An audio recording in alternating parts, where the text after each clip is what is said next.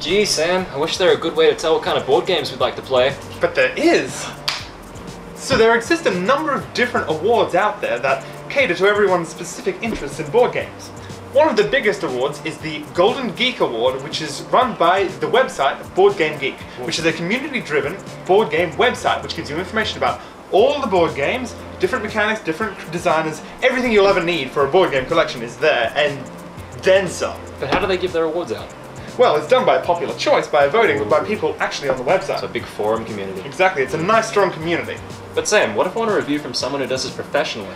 Well, there is the Dice Tower, which is run by the excellent Tom Vassell, who is a fantastic reviewer about a lot of board games who can cover far more than we ever could. So, both the Golden Geek Award and Tom Vassell's Game of the Year awards both have different categories for different style of games. So if you look through these lists, you'll be able to find the sort of game that you'd be interested in personally. There are also a number of other awards out there, and anything that's won a few awards is generally probably going to be a reliable title. Convenient. And the final award of all is the Spiel des Jahres. Spiel des Jahres, Dummkopf, or Game of the Year in German.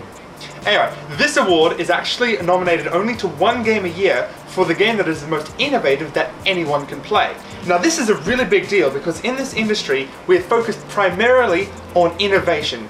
For instance, in video games, a lot of games win Best Game for having good visual aesthetics, even though the gameplay itself might not be that revolutionary.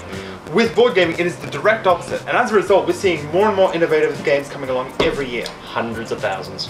But we've decided for this video to run through a few of the big award winners and other popular games over the past few years.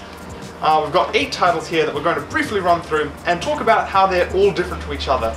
We'll probably come back and do full-length reviews of some of these games in the future, but for now we're just doing a bit of a sampler of some different mechanics. So the first game we're looking at is the Spiel des Jahres 2001 winner, Carcassonne.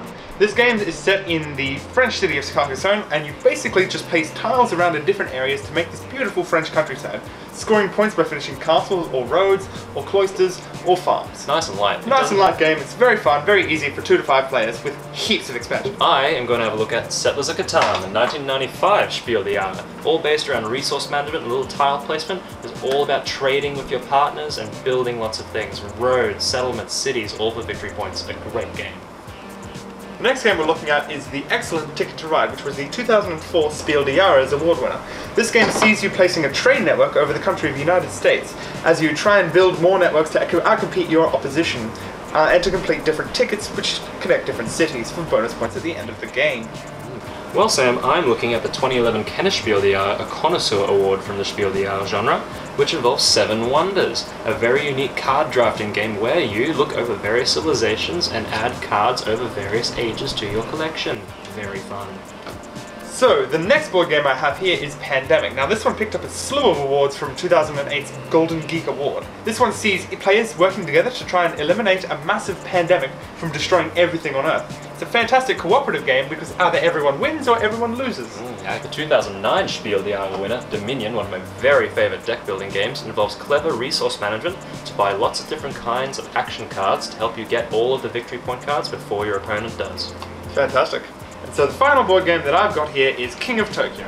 Now, King of Tokyo is a great game that you can play with any age, and it's basically just a more elaborate version of Yahtzee, where you each compete as different monsters trying to take over Tokyo. It's incredibly light, incredibly good fun, and made by the same creator as Magic the Gathering, funnily enough. I love it. And last but certainly not least is Once Upon a Time. And although it didn't win many awards, it is very popular for the storytelling mechanic, which it does perfectly. The players just simply use all these nice, wonderful, colourful cards to tell the most convoluted story you can ever think of. It's a great fun game to play with lots of friends around a table. Imagination is key to winning this game. Great for all ages. So, we hope you enjoyed this brief look at all these different game mechanics. We hope to in the future cover these games in further detail and maybe explore some of these mechanics a little bit better. Please leave a comment, subscribe to our channel, and we'll see you soon at the Board Game Nights.